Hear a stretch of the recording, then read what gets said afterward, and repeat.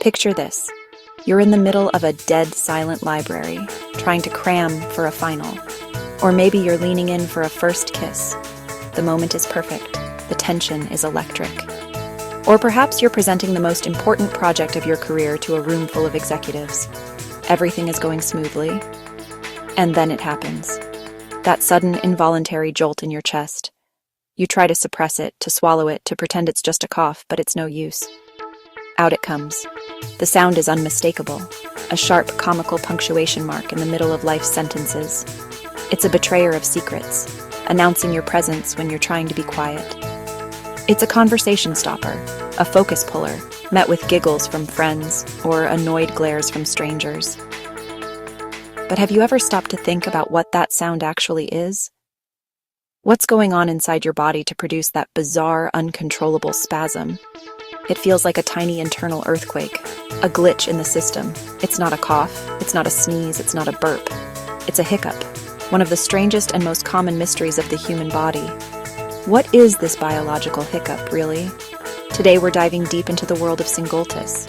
That's the fancy medical term for hiccups. We're going to explore the main culprit, your diaphragm. Think of it as the powerful piston-like muscle at the base of your lungs, normally moving smoothly up and down to help you breathe. But during a hiccup, it's like the engine misfires, contracting violently and without warning.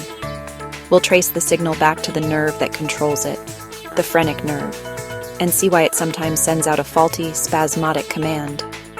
We'll uncover the secret behind the hic sound itself, which involves a tiny flap in your throat called the glottis slamming shut at incredible speed. We'll investigate the common triggers, from that extra spicy burrito to the can of fizzy soda you chugged a little too fast. And what about the cures? Does holding your breath actually work? Is drinking water upside down just a way to make you look silly? Or is there science behind it? We'll put these age-old remedies to the test, but we're not stopping there. We'll journey into the stranger side of hiccups, from the man who hiccuped for 68 years straight. Yes, you heard that right, 68 years. To the fascinating theory that hiccups might be an evolutionary leftover from our ancient tadpole-like ancestors who needed to breathe in both air and water. Could your hiccups be a ghost of Gil's past? Scientists are still debating, and that's what makes this so fascinating. It's a perfect example of a question that's so simple, yet the answer is incredibly complex.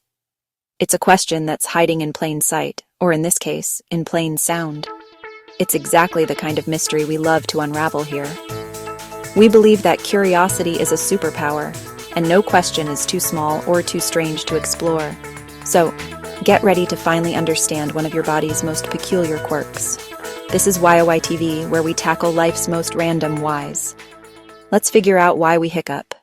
A hiccup starts with your diaphragm, the muscle under your lungs that helps you breathe. When it spasms suddenly, your vocal cords snap shut, creating that classic hic sound. So every hiccup is basically your breathing system glitching for a moment. Hiccups involve the phrenic nerves and vagus nerve, which connect your brain, diaphragm, and chest. If they get irritated by eating too fast, swallowing air, or drinking soda, the chain reaction triggers hiccups. It's one of the most common and strangest things our bodies do. That sudden involuntary jolt, followed by that unmistakable hic sound. But here's the real mystery. For all our medical advancements, scientists still don't have a definitive answer for why we hiccup. To understand the theories, we first need to look at the mechanics. A hiccup is a two-part event. First, your diaphragm, the large muscle below your lungs, suddenly and involuntarily contracts, pulling in a sharp gasp of air. Almost immediately, a flap of tissue in your throat called the glottis snaps shut, cutting off the airflow. That abrupt stop is what creates the iconic hic sound. It's a bizarrely complex reflex for something that seems so pointless. So where did it come from? One of the most compelling theories takes us deep into our evolutionary past. It suggests that hiccups are a primitive leftover reflex from our distant, water-dwelling ancestors, specifically amphibians. Think about how a tadpole breathes. It gulps water, passes it over its gills to extract oxygen, and crucially, it must close its glottis to prevent that water from flooding its developing lungs. Sound familiar? a sharp intake followed by a glottis closure. This pattern is almost identical to a human hiccup. Proponents of this theory point to the shared neural pathways that control this process. It's as if our nervous system still has the old software for breathing with gills, and sometimes that ancient program accidentally runs. But another major theory brings us to the very beginning of our own lives. Hiccups are incredibly common in fetuses and newborns. This has led researchers to believe hiccups play a vital developmental role. One idea is that they are a form of prenatal exercise, strengthening the diaphragm and other breathing muscles in preparation for their first breath of air. Another idea focuses on feeding after birth. When a baby suckles, they can swallow air. The hiccup reflex might be a clever way to force those air bubbles out of the esophagus before they can enter the stomach and cause painful gas or reflux. It's a built-in safety mechanism to make feeding more efficient. So, are hiccups an ancient amphibian ghost in our machine? Or a vital training tool for babies? The truth is, it could be both. For now, the hiccup remains one of science's most charming puzzles, a simple quirk that connects us to our evolutionary past and our earliest moments of life. In other words, hiccups might be a biological hiccup in evolution itself. So what sets off this bizarre bodily function? Common hiccup triggers usually irritate your diaphragm or the nerves that control it, the phrenic and vagus nerves. Think of it as poking a sleeping bear. One of the most frequent culprits is eating or drinking too quickly. When you wolf down your food, you often swallow a lot of air.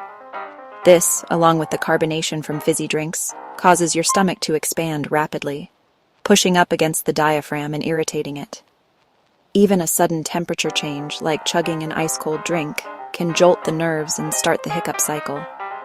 But it's not always physical. Strong emotions like sudden excitement or stress can also be the cause. In these cases, the trigger is neurological. Your brain, busy processing an emotional surge, can accidentally send a faulty signal down the nerve pathways to your diaphragm, creating a momentary glitch in your body's operating system. Okay, so you're hiccuping. What now? For centuries, people have sworn by an array of folk remedies.